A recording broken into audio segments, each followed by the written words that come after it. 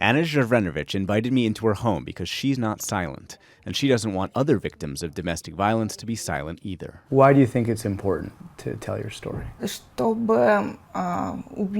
To kill the culture of silence that exists in Russia, so that other women won't be scared to say what happened to them.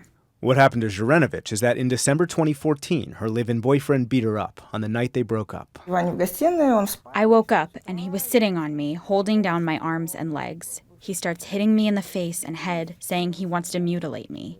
I lost consciousness after about 20 blows. When I woke up, he told me that I shouldn't tell anyone. Zherenovich's story is common. 1 in 5 Russian women are physically abused, and 14,000 are killed in domestic violence each year, according to the Russian government. That fatality rate is more than 20 times the rate in the U.S. Zherenovich says the cause is a patriarchal violent culture combined with the devastating impact of World War II, which cost the lives of approximately 20 million Soviet men. Women had to raise children alone, take care of the household alone, and there were a lot of sayings born like, he's bad, but he's still a man. If you had a man, you were very lucky, no matter what he did to you. That's a trauma, and the culture of silence grew from the trauma. For victims, there are few safe spaces, which makes this place on the outskirts of Moscow a sanctuary. This woman and her 2 daughters live at a church-funded shelter for victims of domestic violence. In their case, the violence was inflicted by multiple family members. How did your husband and your mother-in-law abuse you? His mother dragged me by the hair across the floor. Then she hit me, punched me in the face almost every day. And in the end, my husband's hands got loose as well. He would hit me in the face. The free shelter gives her kids a sense of security, but she doesn't feel safe. She asks us to hide her identity because she fears her husband is trying to find her. Do you feel safe here today? Not really, because my husband is a very clever man. He's reported me as a missing person, looking for me through the police. Here, I'm always looking out the window, fearing he will come with the police. I'm always scared.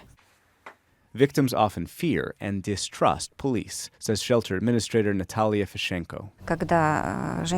When a woman calls the police and says, "My husband is killing me," they respond by saying, "Call us when he kills you." That's actually what happened last November to 36-year-old Yana Savchuk.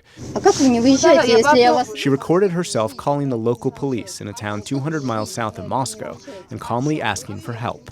In response, the officer, a woman, mocked her.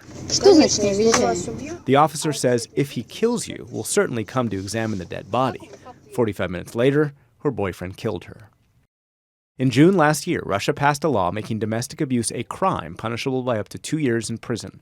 But this year, the Russian parliament eased the penalties. Now, if domestic abusers don't break bones and don't commit abuse more than once a year, they can be sentenced to only 15 days in jail, or they can avoid jail entirely by paying a $500 fine. The previous version punished relatives harsher than if the physical abuse came from a non-relative, like a teacher or a doctor. Anna Kolchitskaya defends the new law. She, and President Vladimir Putin, and allies in the Russian Orthodox Church say they wanted to limit state meddling in family life. We think it was causing serious damage to the traditional family, and destruction of the family is the destruction of the country.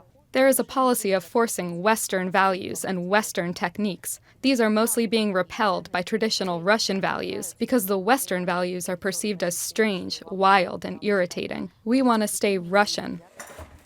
But shelter administrator Fishenko says the new law has already given men permission to abuse. We have a lot more people in our center than before. This is already evidence that the freedom to beat up has begun. Before, if he was punished seriously, he would think twice about whether to hit her again. Now he will hit her again, calmly. It unties hands.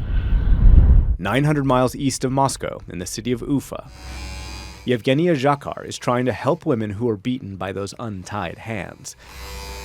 She's replacing taboos with tattoos. She's a tattoo artist who covers up scars, bruises, and burns from domestic violence free of charge. They come here as one person and they leave here another person. When they have a scar, they feel ugly, even if the scar is small. But when you have a tattoo, it's always beautiful and tender. When she first started, the response was overwhelming. Hundreds of victims asked for help. Today, she sees victims once a week, including Tatiana Tukina. She says her ex-boyfriend stabbed her 3 times and shattered a glass bottle on her. She asked for a flower tattoo. I really like flowers, and because pink is a very tender color. Up until that was drawn on you, when you look down at your legs, what do you think about? About the pain that I used to feel. The flowers took a couple hours. What she's most excited about is not having to wear the black tights she's covered her legs with for 4 years. You really don't feel the scars when you don't see them. Thanks to Zhenya for the tattoo. For Zakar, these are the moments that convince her the new domestic violence law punishes the victims. The people who defend the law say that domestic violence should be handled within the family. I agree with the saying, don't dump your trash outside your own home, but those defenders of the law just haven't seen what I've seen.